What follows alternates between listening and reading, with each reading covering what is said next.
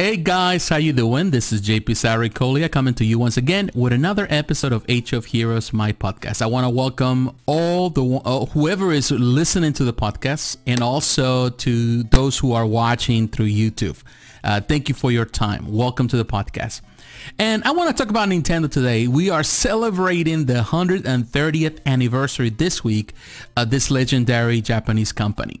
The big powerhouse of the gaming industry, Nintendo, is definitely that old, 130. I wasn't even aware that Nintendo was that old. I knew it was old, but I didn't know it was over 100 years, 130 years to be exact old. And it is an amazing thing. Of course, there's a lot of celebration online. You know, you're going to see a lot of videos on YouTube. You're seeing, watching a lot of videos on YouTube.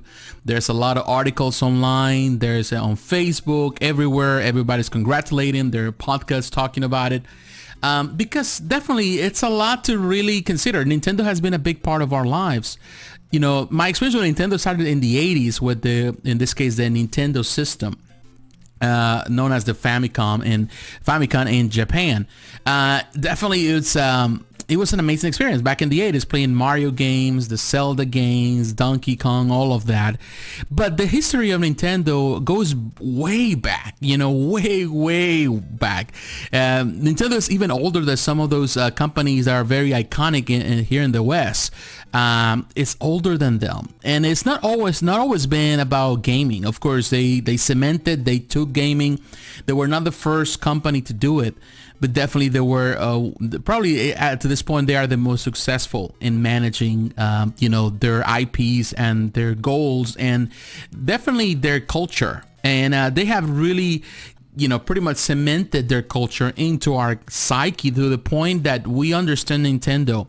We love Nintendo. I haven't met a person, I would say, a lot of people in their 50s, you know, younger than that, 40s, 30s, 20s, everyone can share an experience with Nintendo because they have been part of us for you know, for many years, for pretty much almost 40 years, you know, at least in the West as we know them now. But they were prior to that even already consolidating themselves in the market, in the arcade business, and prior to that. So I want to go and revisit some of the history so we can really get to the nitty-gritty of it, of the conversation today, because there's a lot that we can learn from Nintendo, and there's a lot, you know, there's an outlook for the future. There's a bright future now, but it was not always the case, and it has never been always the case. You know, it has never been that this company has always, you know, easy sailings through to the future.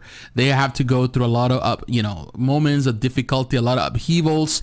But as a company, they have tried because they have maintained their goal as a company. And I definitely, every other company, all the gaming companies out there, but also any other person can learn from their experiences and also from their mistakes. Now, Nintendo started back in, I'm going back to the history, and I'm going to use Wikipedia because it's the most, I would say, informative. You know, you can find that you can go all day long through all the web trying to find a lot of information. There's a lot of books, a lot of information out there, but definitely Wikipedia kind of really encompasses everything very quickly. It's not the most accurate, I would say, way to get informed, but definitely it provides a lot of information for anyone. And it's constantly being updated. It was founded back in September 23rd, 1889 by Fusajiro Yamauchi. Fusajiro was the original owner of the company, and he started producing what we call the handmade Hanafuda playing cards. The Hanafuda cards are some painted cards for particular games, and you know, they have flowers, they're painted, and they're used for a lot of trading card games. Kind of, I would say trading cards, but a lot of playing cards, a lot of different games in Japanese games.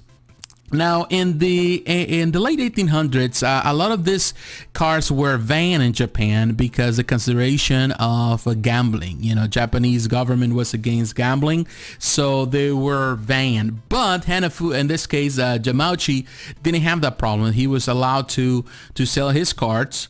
Because, you know, he was promoting in a different way. He was promoting this for mostly for, like, you know, family games, and you know, games for people to play different things.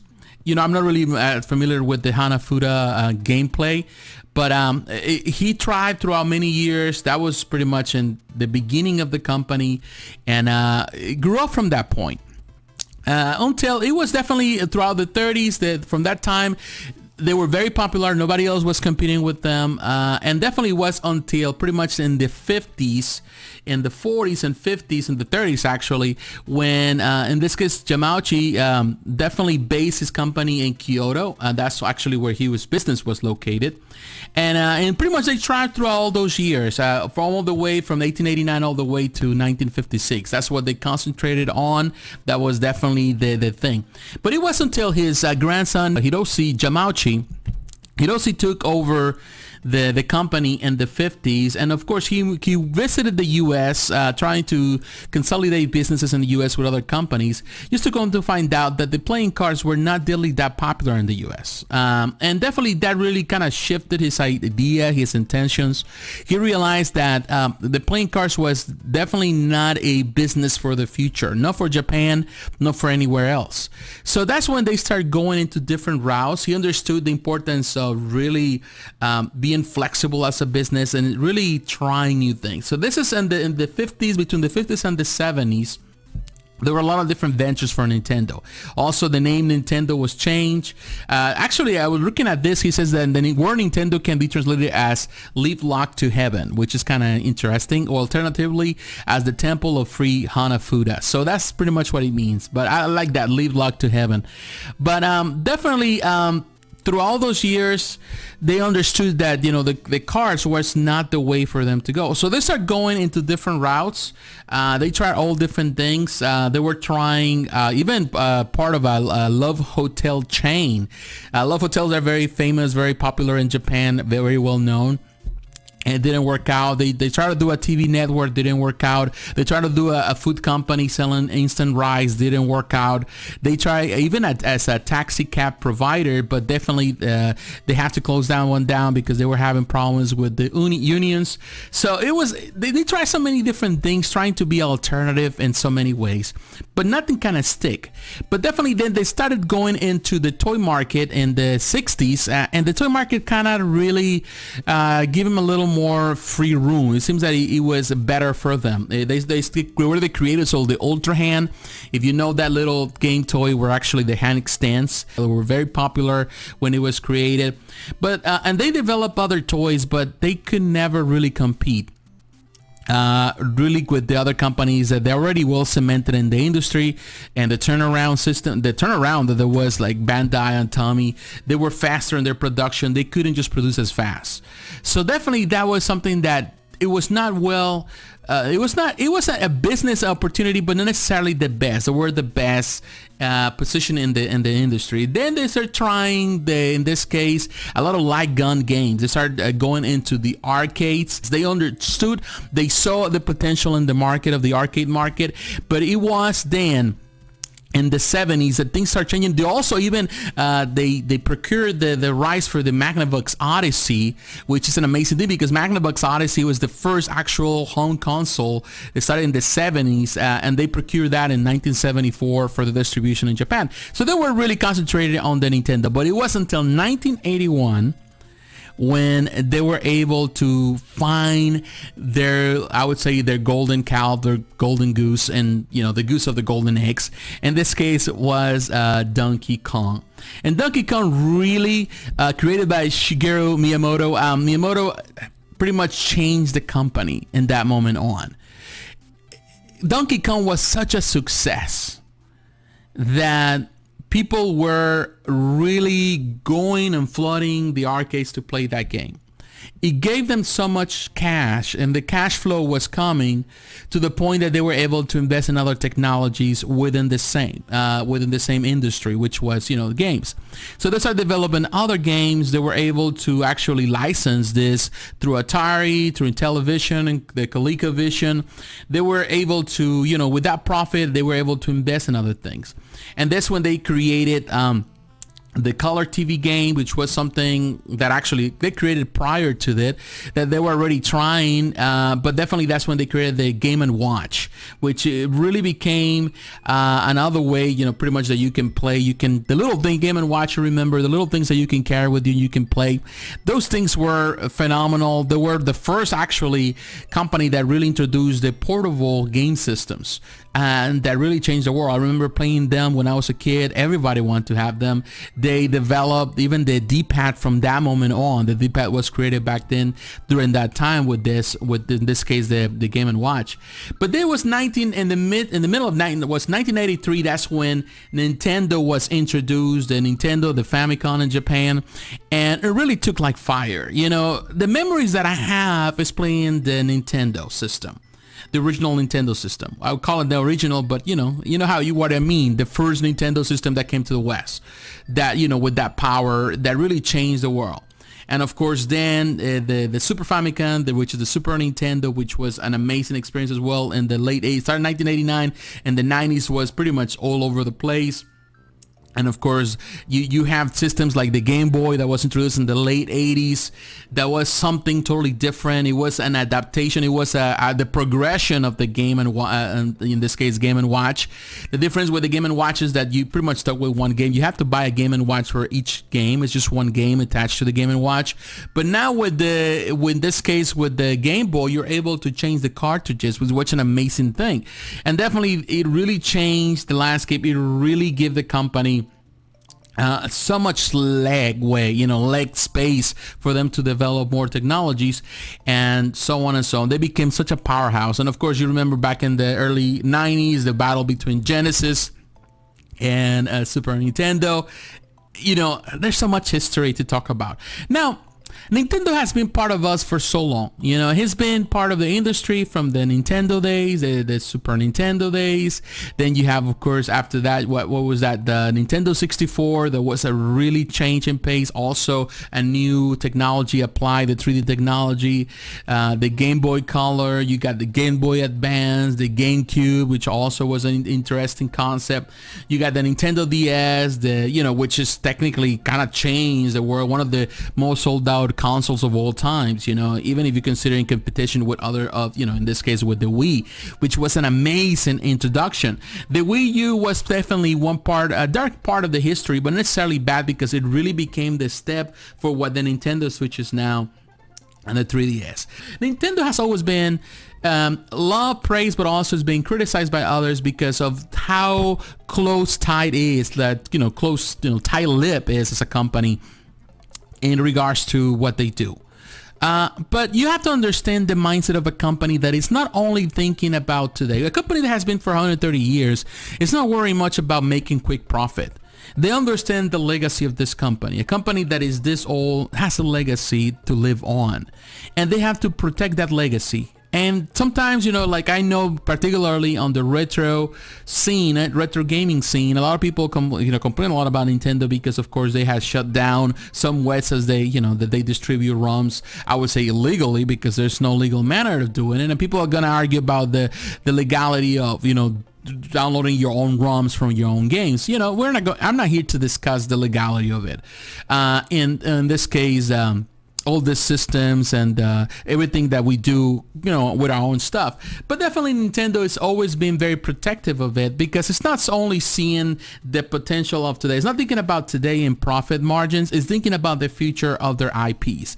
If you water down in this case, the ways to get your product out, if you allow your system to people not see it as you the only venue to distribute those IPs, like Mario, Zelda, and all of that, then people, they start losing that respect of the desire to come to you. That's what big companies like Marvel or DC, they're very jealous of their IPs. They protect them very tightly. Star Wars, for example, as well. They protect their IPs because it means a lot. It's a lot of money. Their name is on the line with it. Disney, they protect those IPs, and they protect them because they know they keep them protected the way they want to envision them. Then of course the future is clear for them. People can continue going to them because they are already a proven formula. Like, for example, I can tell you one thing. Here I have the Nintendo Classic, of course, as you can see right here. This is just inside. Then I have the other ones there too. I love this because it has a lot of, I would say, memorabilia for me. It has a lot of good memories of my hood, but of my childhood, oh my hood. But the most important thing is to me is how this, you know, the legacy that has been built because of things like this. So the quality of the products of Nintendo products have always been unmatchable. They understand the importance of maintaining that legacy, to maintaining what people remember. And they thrive because of that. Other companies are not as concerned on that. They're more concerned about distributing. And you have to understand that a company like Nintendo that also distributes its own products, they have a more to lose than companies that they only care about distribution.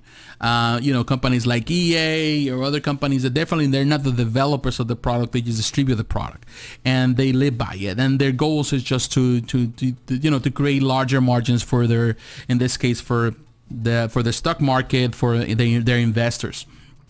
So I can tell one thing, Nintendo, it's always and will always be remembered for being that, a company that cares. And I can, now the takeaway of this video, this podcast today, it's very simple. In life, sometimes there's gonna be ups and downs. Nintendo's going right now in even people are saying this is a golden age for Nintendo. I wouldn't call this the golden age. The golden age was in the NES era. The golden age was before that. That was the golden age. I would say that we're probably going through a bronze age if you come to think of it. Well, the golden age might be the Nintendo NES and of course the Super Nintendo. This might be the silver age, or it might be just the bronze age, because if you consider the Wii and what the Wii did, definitely that was a very powerful thing. You know, the history of Nintendo has always been a lot of great successes, but also some failures. And, you know, come to think about it, 5 years ago, people were thinking that Nintendo was going out of business because, you know, they were not powerful. The Wii U was not doing well. The systems were not doing well. It was doing good on the 3DS market because there was no real competition there. But it was not doing good with the Wii U, and people say, and then it started going into the mobile systems, going into games like that, and people were saying Nintendo's gonna die. But Nintendo has thrived, you know, with the Switch, has thrived and continues to thrive, and showcases that it's not about. There are times you learn from your mistakes and you move on. And they have learned from that. And I think the takeaway from all of us, from any other company, is that you learn from your mistakes and you move on. You find ways to really produce, you know, you protect your product, but you move on and you deliver the quality of games. And there's something about you can say about Nintendo. It's more about quality, and it's always been about giving you the best quality. Yeah, some people might say that when systems like this come out, the scarcity is always played out by Nintendo, you know, but you have to remember it's the demand that really brings sometimes the scarcity. You know, not only the fact that they don't send or they don't produce as much, but you have to keep remember they don't produce as much as other companies do, and they do it in very limited quantities. But when you get a product from Nintendo, you get in good quality. Yes, you know, sometimes they come with some issues, like the new Nintendo Switch Lite that already has some issues with balancing and all that, but things like this, Nintendo stays on top of those things. And yeah, there are a couple of things here and there, but for the most part, the quality, it's unmatched. You know, you get a Nintendo product, you get good product, you know, overall.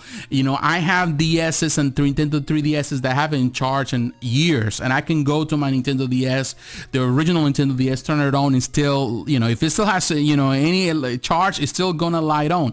It's still gonna start.